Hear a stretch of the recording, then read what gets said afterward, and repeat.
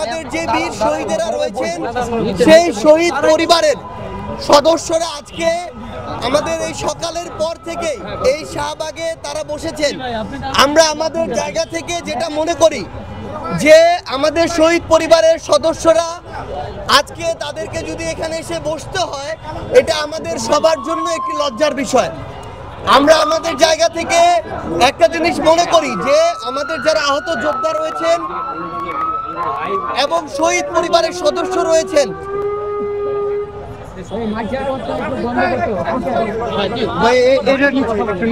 আমাদের যারা একটু শুরু করে প্লিজ, আমাদের যারা আহত যোদ্ধা রয়েছেন কিংবা আমাদের শহীদ পরিবার এখানে আজকে যারা সদস্যরা রয়েছেন, তাদেরকে এখন পর্যন্ত ফাউন্ডেশনের জায়গা থেকে একটা যে আর্থিক সহযোগিতা দেওয়া হয়েছে এটা খুব বড় কোনো সহযোগিতা না।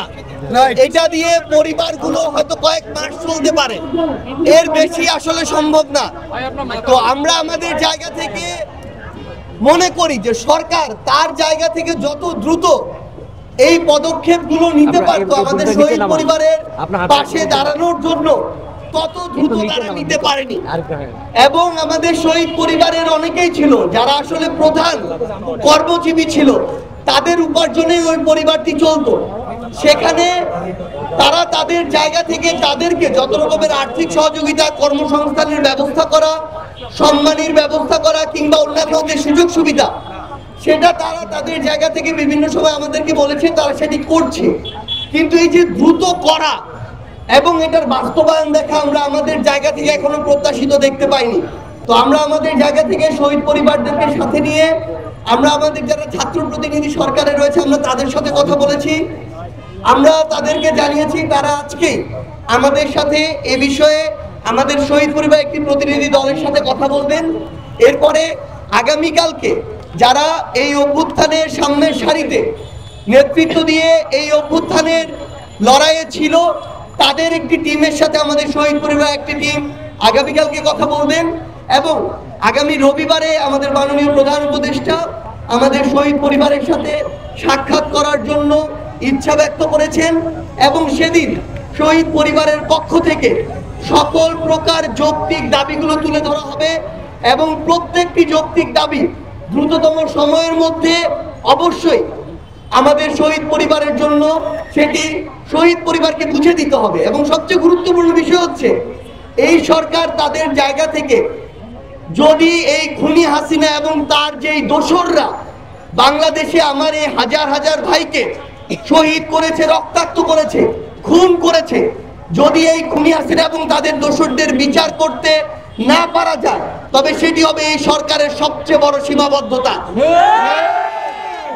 সেই খুনি হাসিনা তার সময় যখন শত শত হাজার হাজার গুম, হত্যা, খুন করা হয়, সেই খুনি হাসিনা এই বাংলাদেশে নির্লজ্জের মতো বিচার চায়। খুনি হাসিনার অবশ্যই বিচার হবে। খুনি হাসিনাকে এই বাংলাদেশে বিচার এনে এই বাংলাদেশে বিচার করা হবে এবং তার ওই বিচারের মঞ্চ হবে ফাঁসির মঞ্চ। আমরা স্পষ্ট করে বলি, দেশ এবং দেশের বাইরের যারা খুনি হাসিনাকে আশ্রয় দিচ্ছেন, প্রশ্রয় দিচ্ছেন, বিভিন্ন ভাবে প্রমোট করছেন, প্রত্যক্ষ এবং পরোক্ষভাবে, আপনাদেরকে এই বাংলাদেশের শহীদ পরিবার, আহত যোদ্ধারা ভুলে যায় নাই। আপনাদেরকে এই বাংলাদেশের তরুণ প্রজন্ম তারা কিন্তু ভুলে যায় নাই। তারা ওই অভ্যুত্থানে একসাথে ঐক্যবদ্ধ হয়ে রাজপথে নেমেছিল, প্রয়োজন হলে আবার রাজপথে নেমে আপনাদেরকে বিচার করা থেকে শুরু করে আপনার অস্তিত্ব কিভাবে এই বাংলাদেশে আপনার অস্তিত্ব নিয়ে আপনি চলেন, সেটা আপনাকে বিচারের সম্মুখীন করে আপনাকে বুঝিয়ে দেওয়া হবে এই বাংলাদেশের শহীদ পরিবার কি পারে, আহত যোদ্ধারা কি পারে, তরুণ প্রজন্ম কি পারে। অন্তর্বর্তীকালীন সরকারের সময় খুনি হাসিনা থেকে শুরু করে প্রত্যেক খুনের দায়ে জড়িত যারা রয়েছে, আওয়ামী লীগ, যুবলীগ, ছাত্রলীগের সন্ত্রাসীরা, ক্যাডাররা, ইভেন কতিপয় বিপদগামী যারা পুলিশ সদস্য সরাসরি এই হত্যাযজ্ঞে জড়িত ছিল, তাদেরকে উপযুক্ত বিচারের আওতায় নিয়ে আসতে হবে। অন্তর্বর্তীকালীন সরকার যদি এটি না পারে, তাহলে তাদের জায়গা থেকে অন্য বড় বড় গল্প দিয়ে কোনো লাভ নেই। সবার আগে আমার এই শহীদ পরিবার এবং আহত যোদ্ধাদের রক্তের বিচার করতে হবে, খুনের বিচার করতে হবে।